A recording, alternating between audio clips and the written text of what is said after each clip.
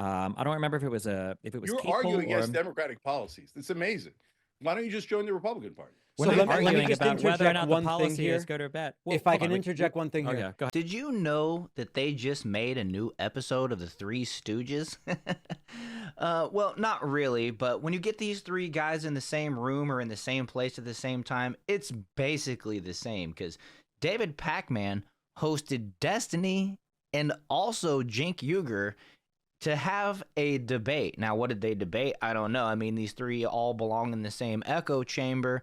But before I get into it, I want to play you this clip from Bill Maher to kind of set the stage, right? And then we'll get into it. What a shocker that the people who see everything through the lens of race and sex see their election loss as a result of racism and sexism. Yes, if only we weren't so irredeemably unenlightened, we would have elected a black president by now. Oh, what, we did? Oh, right, and then re-elected him. Maybe you missed it because it wasn't on TikTok. Democrats run for office as if the voters don't live here, as if they don't go to the grocery store and Starbucks and the office, but they do. They live here, and they actually see women and people of color, and it doesn't look like some patriarchal racist nightmare. Do problems remain pertaining to racism and sexism? Of course. But a poll last year asked, if America is the greatest country in the world, more blacks and Hispanic Americans agreed with that than the white progressives. It asked if racism is built into our society. White progressives agreed with that at higher levels than black and Hispanic people. It asked if government should increase border security. Same result. Hispanic Americans are less okay with illegal immigration than whitey. The votes are in. They don't want your pity. And black people can't afford to indulge rich white people's need to endlessly flagellate themselves. They just want prices to go down and good jobs and the police when you call them. Black people, they're just like us. Democrats have become like a royal family that, because of so much incest, has unfortunately had children who are So now that the stage has been set, let's get into this train wreck. Corporate media is going to corporate media. They're always going to tell you whoever takes the most donor money is the greatest. They're leading the race with $1 billion in bribes. Bravo, bravo, terrific job, corporate Democrat, corporate Republican. And remember, guys, Trump beat the corporate Republicans. Like, you guys make it seem like, oh, hey, people are in favor of Republicans or their voters are still. No, their voters rejected their corporate wing. And you know, it came with a lot of baggage we're not happy with, right? But you have to give them a little bit of credit for actually, like, not for supporting Trump, who I think is a fake populist, but for at least rejecting Mitch McConnell, rejecting all those guys. So on our side, we say, oh, Mitch McConnell took $1 billion in corporate money throughout his career, terrible, evil, corrupt guy. Nancy Pelosi took a same $1 billion from very similar donors, did exactly what they wanted, just like Mitch McConnell. Terrific, angel, wonderful. Yeah, you could think that, and you could do all the marketing in the world for rah, Nancy Pelosi. But at the end of the day, the American people woke up, and they know that the $1 billion, whether it goes to a Republican or a Democrat, is corruption defined. So what we should do is we should have strong primaries and really challenge our candidates, because this whole idea of anointing, how's that working out for us? So we were supposed to trust the geniuses in Democratic leadership. Oh my God, they're playing four-dimensional chess. We'll never figure out what they're doing. They're so smart. Really? Even under Obama. Okay, Obama won a couple of times, and that's a long history, and we can talk about how selfish he was. But in the meanwhile, while he was in office, the Democrats lost 1,000 seats nationwide. And by the way, the guy most responsible for that was Rahm Emanuel. And now the corporate Democrats are saying, let's bring back Rahm Emanuel to lose another 1,000 seats. Are you insane? Yes. And then they said, oh, we have to anoint Hillary Clinton. How did that turn out? We have to anoint Joe Biden. We have to anoint Kamala Harris. And by the way, Biden only won by 43,000 votes to 3 swing states. They nearly lost to this imbecile 3 times.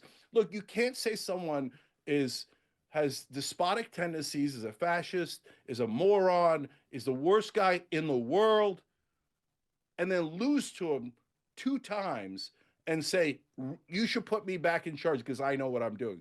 You know what, Cenk? I remember you calling Donald Trump a moron, a monster, all those things that you just called him.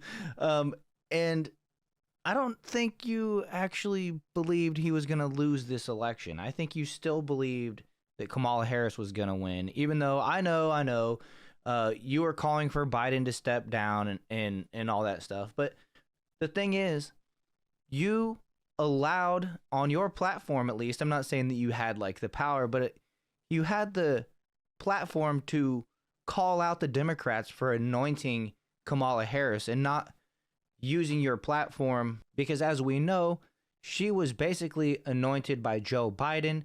She didn't win any votes in the primary. Joe Biden was the one that had 14 million votes in the Democratic primaries this year.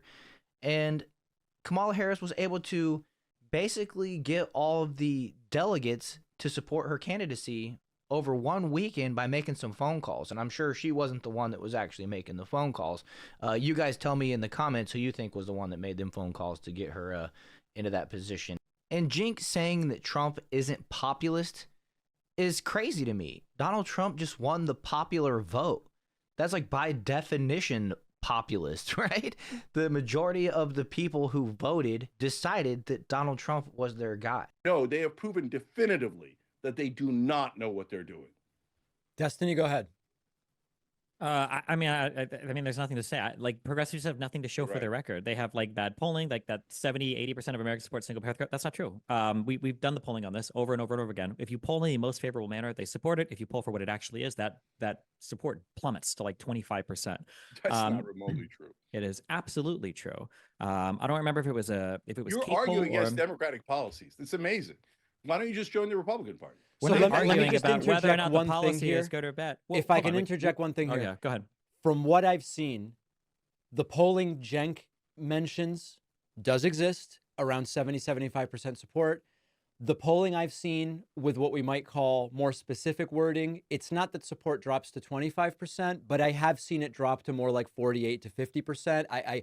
I do think a lot of it's complicated because if you just ask someone, does the government have a basic level of responsibility to give people some health care?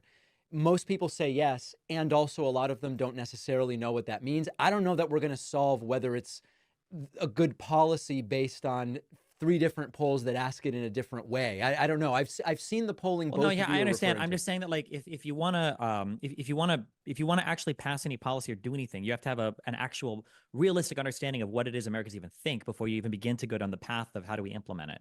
And the reality is single payer healthcare. When you ask somebody, do you think the government should provide health insurance for people? That polls incredibly well. Yes. When you ask, should the government be, the second question, there were all 3 of these were listed in I wish I could remember the name of the polling firm, but this is around when I Bernie think was it's running. the Kaiser Family Foundation that it might be that. There's a second way of asking it that's more neutral, of like, do you think that the government should be do you think that the government should be able to offer insurance or something for all levels?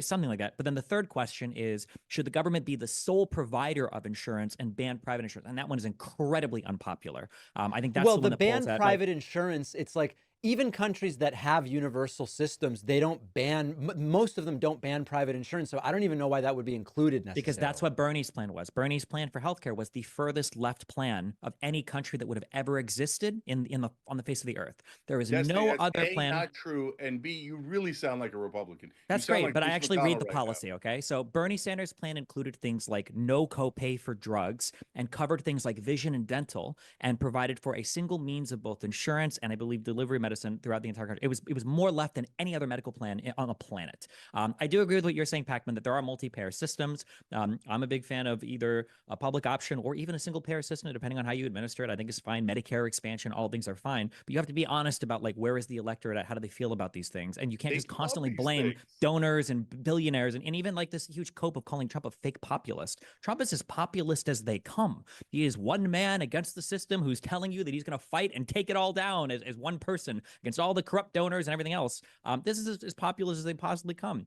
Populists become dictators. This is what populism is. It's the precursor to things like fascism or authoritarian regimes. You always get these like strong, brave men. Yeah, that's a great strategy. Do things that are unpopular. I mean, he's winning elections on it, so yeah. And then go ahead, Destiny. Yeah, I was just gonna say, you ruined my train of thought. Go ahead.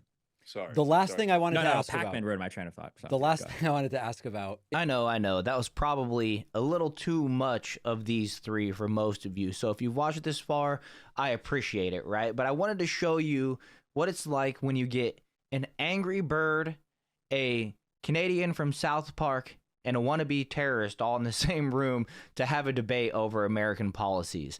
I hope you guys enjoyed it. If you did, make sure to hit that like button, subscribe to the channel, and I'll see you guys in the next video.